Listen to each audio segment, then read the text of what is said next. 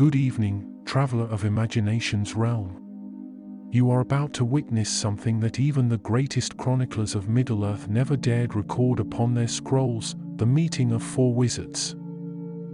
Yes, four. Think on that for a moment.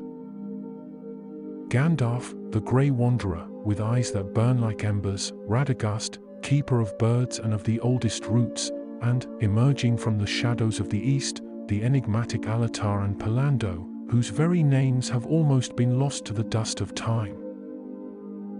If a single wizard can alter the course of an age, what might unfold when all of them gather beneath the same sky? Picture yourself arriving late to a secret council, and as you open the door, you find four voices conversing, voices that rarely meet along the same path of fate. Is there tension? Laughter? Secrets the wind would carry away, were they not whispered here, on this singular night? The mere fact of their gathering is already a marvel, as though the stars themselves had chosen to align but once, so that the improbable might become real. And you are invited to sit close by the fire, as though part of this circle of wisdom and mystery. If these stories bring calm to your heart, consider subscribing to the channel or leaving a token of kindness on this video. That way, more weary travelers may join us in nights of rest and wonder. Now take a deep breath and let yourself be guided beyond the border of the real. Little by little, the world around you dissolves into silence, as though the night itself were unfolding in veils of shadow and light. The gentle cool of the grass touches your bare feet, and when your eyes rise, there before us stands Gandalf, not as a harbinger of perils, but as a serene guardian who, after the long watch, at last hears the melody of peace. Peace, for one such as Gandalf, was never a state of idleness but rather a long-awaited melody, whose notes could now be heard in the rustle of leaves and the laughter of children in the Shire. The War of the Ring was over. The shadow of Sauron, which for ages had spread like a stain upon the heart of the world, had at last been undone. Now Gandalf the White walked no longer as a herald of doom nor as a general clad in pilgrim's garb, but as a guardian whose most arduous watch had come to its end. His staff, once both weapon of war and beacon in the darkness, now felt lighter in his hand, merely a companion for the road. The world, for a rare interval, seemed content to demand no great decision of him. It was with this spirit of hard-earned serenity that he set out for Rosgobel. The visit to Radagast, his old and eccentric friend, was a debt of fellowship long delayed. Gandalf walked without haste, upheld by rare contentment. He sought nothing more than an afternoon of peace, the company of an old friend, and perhaps a tea strong enough to drive away the last shadows of memory. Pushing open the small wooden gate, which protested with its familiar creak, he announced his arrival in the tone of one anticipating a simple delight. Radagast, my old friend. I bring tales from the Shire and the finest pipeweed. What say you to exchanging them for one of your mysterious infusions? No answer came. Yet the sight that greeted him within the clearing was not one of rustic calm, but of a contained pandemonium, chaos organized with the precision of an anthill in panic. Gandalf halted abruptly, one brow rising beneath the brim of his hat. His gaze swept the scene. Radagast the Brown was on his knees, his face streaked with mud up to the eyebrows, and a twig caught in his tangled hair like some makeshift crown of the forest. He gestured frantically toward two other figures that made Gandalf's heart leap in surprise. The Blue Wizards. Alatar, also known as Morinetta, and Pallando, sometimes called Romestamo. Names that lingered as little more than echoes in the memory of the West. One, tall and slender, robed in a blue so deep it seemed to have swallowed the night, moved with deliberate calm about a small clay pot placed at the center of all. This was Alatar, and he seemed to be establishing a defensive perimeter against some unseen threat. The other, of more robust build and clad in sky blue garb faded by sun, sat cross-legged beside the pot, his head inclined as though listening to a secret, softly singing a wordless melody to what appeared nothing more than a mound of earth. The majestic arrival of Gandalf, enough to hush any court of men or elves, went almost unnoticed. He stepped forward, his tone a blend of amusement and genuine bewilderment. "Radagast, my dear old friend," his voice rang louder than he intended. "Good gracious, what is happening here? It looks as though an army of squirrels has declared war on your garden, and you've summoned reinforcements from the far east to join the fray."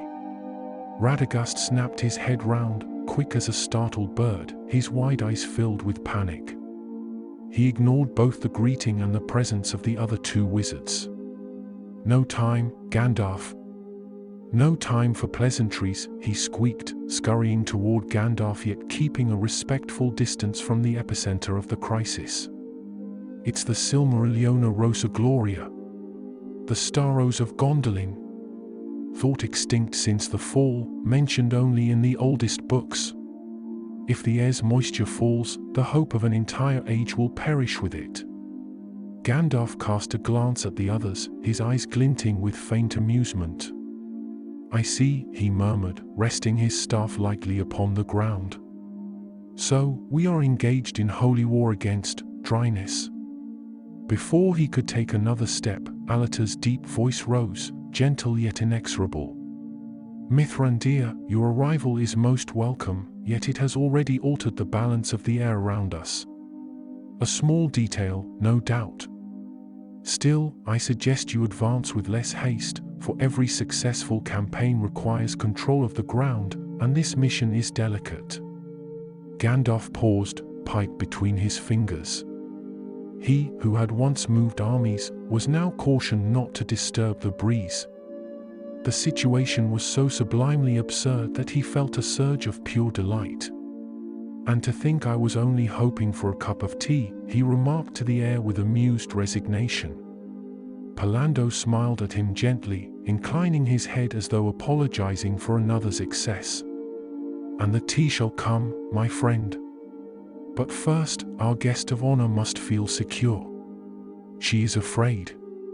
She has traveled far, from the east to this place, and the soil has not always been kind.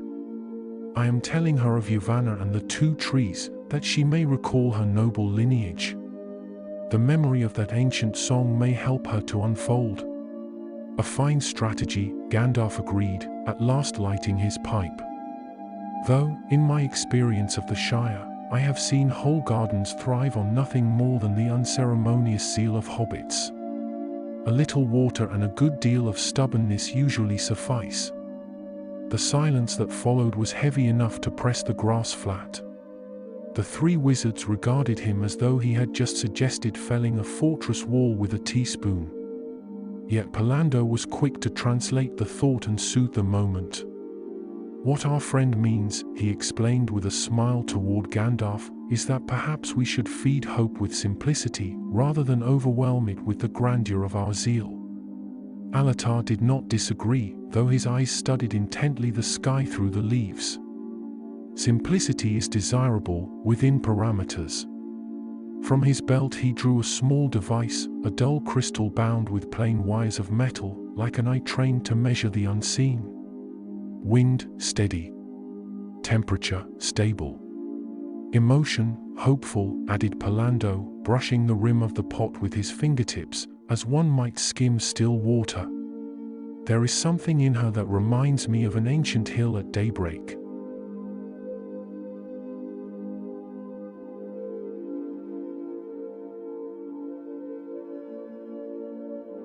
Gandalf, who had wished only for an afternoon of rest, found himself suddenly intrigued. The old habit of peering into small things, as though destinies might dwell within them, had returned with gentle persistence. The Silmarilliona Rosa Gloria. A flower's name that carried the weight of an immortal song. "And where did you bring her from?" he asked, settling upon a wooden stool that, by some miracle, wasn't covered in mold. "From a forgotten hollow in the east," Alatar replied. "The place was visited more by shadows than by birds. We carried her in silence, so as not to stir rumors. And to whom does she belong, apart from herself? Asked Gandalf. To the soil that proves worthy, said Pallando softly. To the hand that waters her without subduing her, to the gaze that beholds her without turning her into a trophy. Radagast nodded so vigorously that the twig almost fell from his hair. For a while, they were content simply to keep watch. Gandalf crossed his legs, held his pipe at chin's height, and with the air of one conversing with himself, surrendered to patience.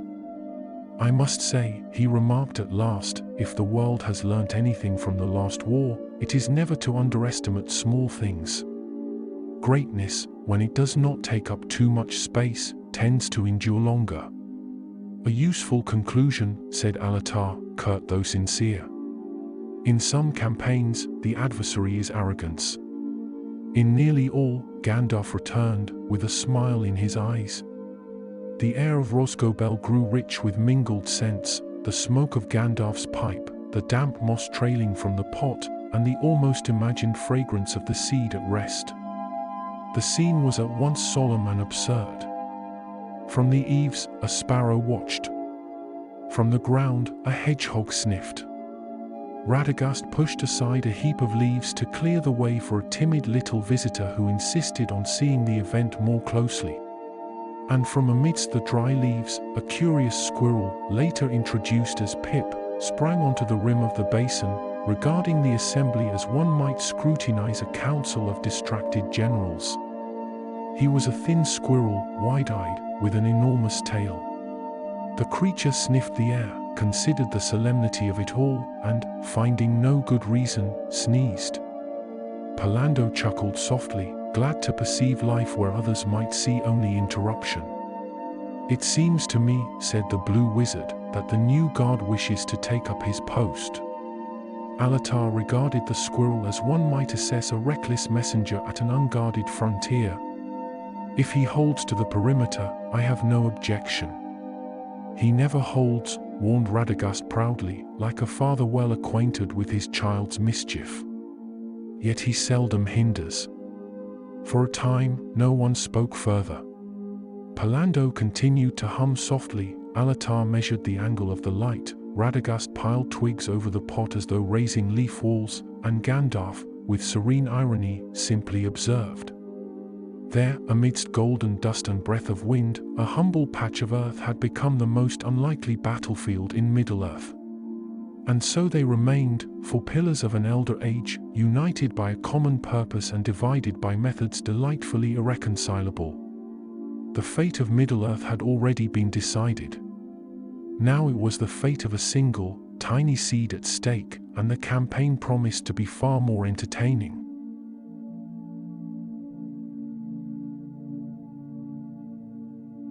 The sun drifted lazily over the forest canopy, casting shafts of light that danced across the yard of Rosgobel. 3 wizards contended in their methods with the seriousness of generals at a war council, while Gandalf, smoking in silence, let the smoke serve as his commentary. With each turn, the debate grew more improbable. Alatar, standing tall like a tower, upheld the discipline of light. If we wish her to bloom, hope alone is not enough. The light must come in cycles, not at random. It is order that sustains life. Pallando, leaning over the pot as though over a cradle, answered in a gentle tone. Order sustains, yes, but the heart awakens with stories. I have told her how Yavanna once sang to the first roots. She must remember that she still belongs to that song. Radagast, who until then had been rummaging through leaves and working the soil with stained fingers, muttered. Nonsense. I have seen seeds sprout at the first thunder, with neither calculation nor song. The secret lies in instinct, not in protocol. Gandalf blew a smoke ring that drifted lazily into the air. Perhaps, he said with light irony, the secret lies in leaving her alone. Not every battle needs generals. The silence that followed was broken by a small sound. The hurried scratching of tiny paws. Pip the squirrel appeared once more, skimming down the trunk of a tree as though he needed no invitation to join the council. His eyes sparkled with playful mischief. With a swift leap, he dashed to the pot. Before any could react, the little creature dug, lifted the seed with nimble paws, and bolted toward the edge of the glade. "Pip!" cried Radagast, alarmed, stumbling over his own feet as he tried to follow. Alatar raised his chin, his eyes gleaming as though seeing an ending already suggested by the board. "Interesting. Observe, he does not run at random. He chooses the edge, where the sunlight touches the damp moss. Even instincts recognize fertile ground." Pallando bent forward, smiling as one who confirms an old intuition. "Yes, nature has memory, and sometimes a squirrel recalls what we forget." Gandalf rose, adjusting his hat. The amused glint in his eyes betrayed that he fully agreed with the little thief, for Pip seemed to have grasped better than any of them where hope ought to be planted. "Well then, my friends, let us follow the unlikely general." They followed the squirrel to an old oak at the border of the glade. Pip, tireless, had already buried the seed among moss-covered roots, where the evening light filtered into gold and the earth held a timeless coolness. And then, the miracle. As soon as the last grain of soil settled, a tiny green emerald shoot pierced the ground. Before the eyes of the four wizards, it stretched upward, and a single leaf, star-shaped, unfolded. A deep silence fell over them, a silence filled with wonder and humility. Gandalf smiled, his pipe forgotten in his hand. "It seems, my friends, that while we debated the theory of gardening, Master Pip has offered us a practical lesson, and I must admit, his technique is flawless." He lifted his eyes to the small shoot that had broken forth. "Nature has no need of our plans, only of room to fulfill her own." Pallando smiled in silence. Radagast wiped his face with his muddy sleeve. And Alatar, after a calculated pause, let slip in a low, almost confidential tone. "Curious, at times it is improvisation, not the plan, that secures victory." The shoot stood upright, fragile yet triumphant. And for a moment, all the wizards, each with his own logic, saw reflected their truth older than any strategy. That even the smallest of gestures may resound as triumph in the heart of the world.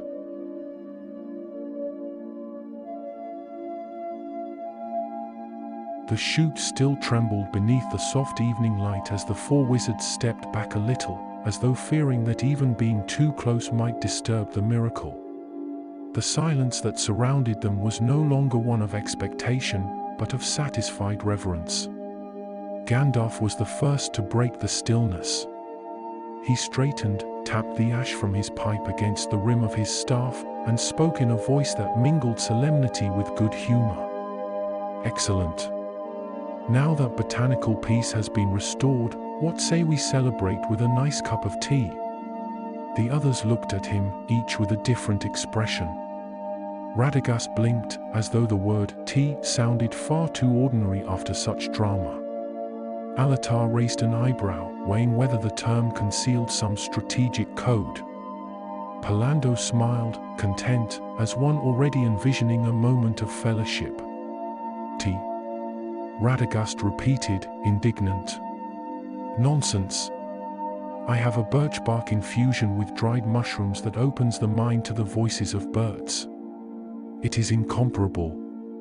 Already he was hurrying to a corner of the cottage, from where he began pulling jars that looked more suited to an alchemist than a host. "Too rustic, my friend," Pallando interjected, folding his hands over his knees. "In the East I learnt to prepare a tea of sun lotus petals. It not only calms the soul but brings back good memories as visitors in the night." Alatar, who until then had watched the two as one might study soldiers arguing over the placement of a camp, spoke with sly calm. "Effectiveness must always guide the choice. The finest drink is pure spring water. Perfect hydration for mental clarity and prolonged endurance. Gandalf let out a brief laugh, heavy with affectionate irony. "All excellent, no doubt. But forgive my simple taste, my friends. Nothing surpasses a leaf of shire pipeweed accompanied by strong black tea, strong enough to rouse even a drowsy dragon." The contrast was so striking that none of them could hold back their laughter. For a few moments they seemed no longer four wizards gathered in council, but old friends competing over who possessed the most eccentric habit. Soon each was absorbed in his own preparation. Radagast brought forth a moss-stained clay kettle in which he mixed roots and pieces of bark that released an earthy, almost untamed scent. Pallando arranged small golden petals in a pale bowl, as though handling fragments of the sun. Alatar, unshaken, withdrew from a leather satchel a flask of water from a distant spring. Gandalf, meanwhile, calmly filled his pipe, letting the smoke rise lazily before adding dark leaves to a cast-iron kettle. The scene was as prosaic as it was extraordinary. For ancient powers vying over who would brew the most memorable tea in Middle-earth. When the first cups were served, conversation inevitably began to flow, looser now and more curious. It was Gandalf who voiced the question that had lingered in the air ever since he had glimpsed the two blue mantles. "Your journeys are a closed book to us in the West. The maps show only deserts and names of forgotten places. Tell us something of your strategies in the East that no map records." Pallando set down his cup and smiled softly, like one opening a chest of long-kept memories. "Stories, there are so many. There was a tyrant in an oasis city, a man who built an impenetrable wall, not of stone but of fear. His spies heard every whisper, and any word of rebellion was punished with exile into the endless desert. To fight him would have been to create martyrs and strengthen his power. So instead of whispering of freedom, I began to teach the children to cultivate a small blue flower, very resilient, which grew only in well-watered soil. In little time, small blue gardens, like pieces of fallen sky, began appearing across the city. The tyrant saw no threat in them. Flowers, he must have thought. Let them play at gardening. But the people saw something else. They saw that where there was water and care, life stubbornly blossomed. They began repairing the old aqueducts, sharing water, working together to keep the gardens alive. When the people realized they could make the desert bloom with their own hands, the tyrant's wall of fear simply evaporated. It was not torn down, it became irrelevant." Gandalf smiled. "And the tyrant?" "Ah, the tyrant," Pallando went on, with a hint of irony. "He became so obsessed with discovering the magical secret of the blue flower that he spent his fortune hiring alchemists and seers. He never understood that the magic lay not in the flower but in the people who cultivated it. In the end, he traded his palace for a barren plot on the city's edge, where, they say, he still tries in vain to coax forth a single blue bloom." Radagast gave a low whistle of admiration. A tyrant defeated by flowers. Yavanna must have rejoiced. Alatar, who until then had remained silent, leaned forward, his voice precise and elegant. "A strategy of cultural erosion. Effective. But confusion is sometimes a swifter weapon. Brute force creates martyrs, confusion breeds inefficiency. I recall an Eastern general in Sauron's service who gathered a vast army on the plains of Khand. Instead of confronting him, I placed 3 prophets in his camp. The first foretold overwhelming victory if they struck at full moon. The second promised the same at new moon. And the third claimed that triumph would come only if the wind blew from the west on the day of battle. The general, a deeply superstitious man, spent 3 months paralyzed, trying to align the full moon with a west wind. His army, camped for too long, consumed its own supplies, fell ill, and in the end dispersed without a single arrow loosed on our part. Their laughter was light, yet laced with admiration for such cunning. Even Gandalf tipped his hat in approval. Radagast, emboldened by the chain of tales, lifted his cup with enthusiasm. Clever. Very clever. But sometimes the solution is simpler still, he exclaimed. A band of orcs set up an outpost in a sacred glade, poisoning the earth. I could have summoned the beasts, the bears, the wolves, but it would have been noisy, and violence leaves scars upon the forest. Instead, I spent a week, with the help of the beavers, diverting a stream through a bed of mineral salt. The water became undrinkable. Within 2 weeks the orcs abandoned the outpost, cursing the cursed land, never knowing they had been undone by a beaver and a handful of stones. The laughter was general. Even Alatar, reserved as ever, let slip a brief smile, as though recognizing in chaos a kind of strategy. At last all eyes turned to Gandalf, who drew upon his pipe and released a perfect smoke ring that hovered like a crown in the air. "Excellent lessons, all of them," he said. "But they remind me of an occasion in the Shire, proving that wisdom takes no account of size. I had to persuade old Took to finance an expedition. I argued with logic, with honor, with everything at hand. Nothing moved him. Then, weary, I let myself be distracted with the smoke. One of the rings, borne by the wind, came to rest like a crown upon the head of a passing hobbit. Old Took, who loved omens more than his fortune, saw it and declared, 'It is a sign. The lad will have the future of a king. We must support any venture that brings such magic to our land.' He gave me twice as much as I asked for. Sometimes the greatest wisdom is simply letting the wind do its work." The cups emptied slowly. Laughter and the warmth of the fire filled the glade, dissolving centuries of distance between those 4 unlikely companions.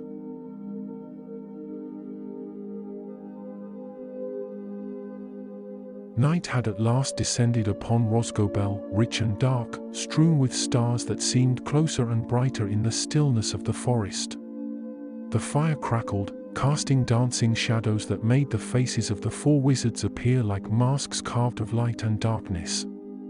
The warmth of tea and the fellowship of stories had given way to a comfortable silence, yet one heavy with meaning. The tales, though amusing, were like small windows into worlds of struggle and wisdom that Gandalf could barely glimpse. He watched the 2 blue wizards. Pallando, eyes closed, seemed to be listening to the breathing of the night. Alatar, by contrast, studied the constellations. Gandalf understood he stood before a singular chance, a moment perhaps never to return. The chance to gain knowledge that no other in the West possessed. He leaned forward, his face lit only by the ember of his pipe, and when he spoke his voice was lower, stripped of earlier irony, now solemn and intent. "Your strategies are remarkable," he began, the grave tone drawing all attention. "You did not fight armies with armies, but the very ideas that give rise to them. You undermined faith, sowed doubt, taught hope. But this brings me to a darker question. Sauron, whom we fought here, was but a servant. A powerful echo, yes, but still an echo. The true darkness that haunts Arda is Morgoth, his master. His melody of discord, the great music of nothingness, still reverberates in the world. In the East, where his influence has ever been strongest, where men never bowed to Valinor, that echo, how does it show itself? What did you truly encounter there, in the roots of evil?" A heavy silence settled. Radagast, who had been dozing by the fire, opened his eyes, suddenly alert. Gandalf's question had altered the very nature of the air. It was Alatar who answered first. He lowered his gaze from the stars and fixed it upon Gandalf, and in his eyes lay the depth of centuries of observation. His voice was precise, like a cartographer describing perilous, unmapped land. "You are right, Mithrandir. In the East there are places where Yavanna sang faintly, and thus the world learnt to forget the sound. The melody of Morgoth comes not as a cry, but as a silence that devours song. It teaches that the self is a perfect fortress, and that community is but a trick to weaken the commander and chain him to the frail. It teaches one to measure all things by immediate use, to distrust what grows slowly. It is not ideology, it is entropy of the spirit. Where it takes root, alliances fail, memories do not blossom. The land is damp, yet barren, the city crowded, yet empty. Pallando, with his warmer manner, felt compelled to translate Alatar's abstraction into painfully human terms. "Imagine, Gandalf," he said, his voice gentle yet laden with ancient sorrow, "a people whose greatest fear is not death, but being forgotten." Morgoth promised his earliest followers an echo that would not fade. But the price was to cease hearing the echoes of others. He smiled without joy. "We met kings who knew the lineage of their crowns, but not the names of their fathers. Craftsmen who could forge blades of astounding beauty, yet no longer remembered how to fashion a toy for a child. The echo of Morgoth is the loss of connection. It is the belief that one may be strong alone, that one may build a tower so high that no one else is needed. Our hardest task was not defeating Sauron's servants, but persuading a man that shared bread nourishes more than a banquet taken alone." Radagast, who had listened in silence, shuddered visibly despite the warmth of the fire. He drew his knees up and stared into the flames. "A void, a philosophy of the self," he murmured, his voice hoarse. "That sounds familiar." Gandalf nodded slowly, deep sorrow etched upon his face. The image of another tower, of another voice he had known so well, rose in his mind. "Yes, my friend," he said, his voice little more than a whisper. "Saruman was not first ensnared by Sauron. He was drawn by the same promise Morgoth made ages ago. He believed his own mind the only measure of reality. He fell into the same void you spent centuries mapping in the East. He thought he was becoming a god, when in truth he was only forgetting everything else. The revelation hung in the air, binding the failure in the West to the long, silent struggle in the East. They were two fronts of the same war, a war not for territory but for the soul of the world." Alatar inclined his head. "Saruman believed counsel a waste of time, and that reason alone sufficed for all. It is the first step of the desert that looks like a road." Pallando rested his hand upon his knee, thoughtful. Alatar concluded, and his voice now was a whisper burdened with unending weight. "That is why we cannot leave the East." He said it without drama, as though recording a truth long inscribed upon the wall. "Sauron is gone. The Tower of Barad-dûr has fallen. But the void remains. And nature, like the souls of men, does not tolerate emptiness. If we do not fill it with song, some other noise will. The watch is not ended, Mithrandir. It has merely changed its name." Gandalf smiled briefly, as one finding in the tale a confirmation of an old intuition. "To deal with visible shadows has always seemed to me the simpler task. They may be driven off with light. What troubles me is the evil that creeps, seeking cracks in the heart." A silence enfolded them all. The forest's murmurs seemed nearer, as though it had stepped into the circle of their speech. Radagast straightened, laying his open hand upon the soil. His fingers, stained green, trembled faintly. "The pain is lessening," he said. "But the scars run deep. The forest has forgotten less than men. Yet some memories must be taught anew." Pallando leaned forward, and his words descended like clear water. "To teach memories, is that not a fine craft for four old men?" Gandalf chuckled softly, tenderness shaded his irony. "Old, yes. But not useless. The age of great commands may have passed. What Middle-earth asks of us now is to guide with the wisdom we have sown, not with the power we once wielded. Let us do what we came to do without declaring that we came."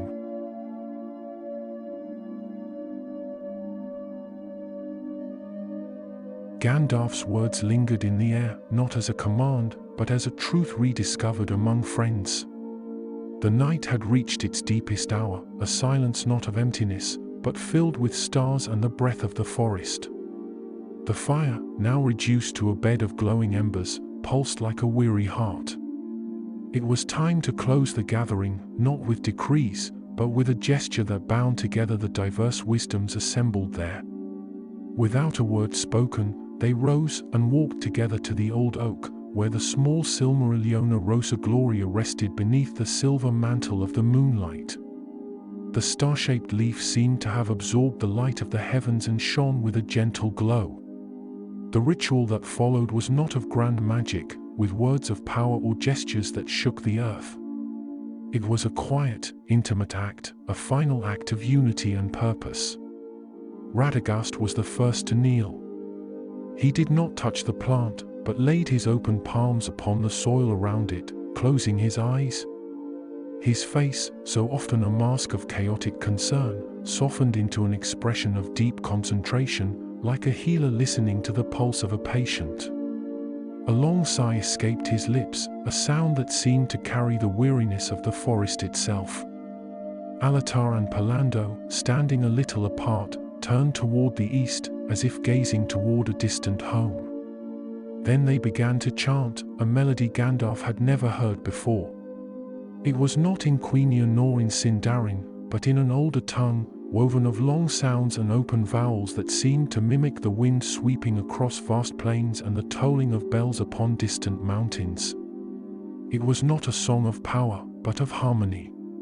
A melody that invited the earth to remember its own strength, to rediscover its balance. The wind seemed to answer, whispering through the oak leaves in counterpoint to the song of the blue wizards. Gandalf, for his part, set his staff upon the ground, not as one who strikes, but as one laying an ancient key upon the threshold of a house. A soft light spread across the soil, giving the impression that something far below the roots was awakening with a warmth of deep comfort. "If there is a blessing for us to give," he said, his voice bearing the sweet weight of things that endure, "let it be this, that the small overcome what the great forget to see. That this leaf, born without trumpets, remind all of the worth of intervals, of the doorway talk at the day's farewell. And if haste should one day demand its toll, let these roots remember that the most precious road is the one walked together." When the chant of the blue wizards faded into silence, the ritual was complete. A profound, resonant peace settled upon the glade.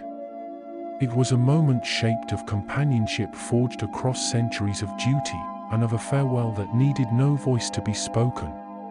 Pallando stepped toward Radagast and laid a hand upon his shoulder. "Take good care of our little hope, Master of the Woods. She will grow strong under your watch." Radagast nodded, his eyes moist. "She shall have all the birds of the forest as her minstrels." Alatar turned to Gandalf, a rare warmth gleaming in his piercing gaze. "Your war was loud, Mithrandir, but victorious. May the peace that follows be long, and above all, not idle."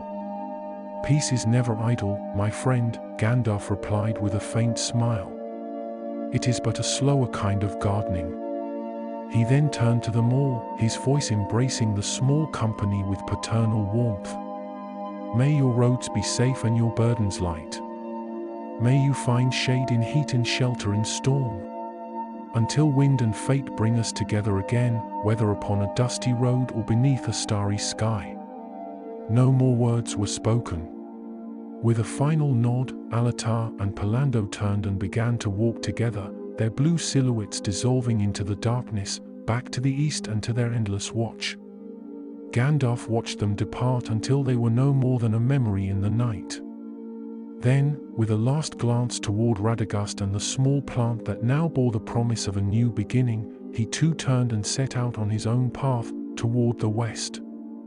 Radagast remained alone in the glade, a solitary figure yet content. He did not feel the ache of parting, but the joy of reunion and the renewal of purpose. He knelt once more beside the Silmarilliona Rosa Gloria, the guardian of the forest and now the guardian of a small green star that had sprouted in Middle-earth's healed soil. And in the stillness of the night, he began to hum a lullaby, a simple, homely tune, so that the new hope might never feel alone.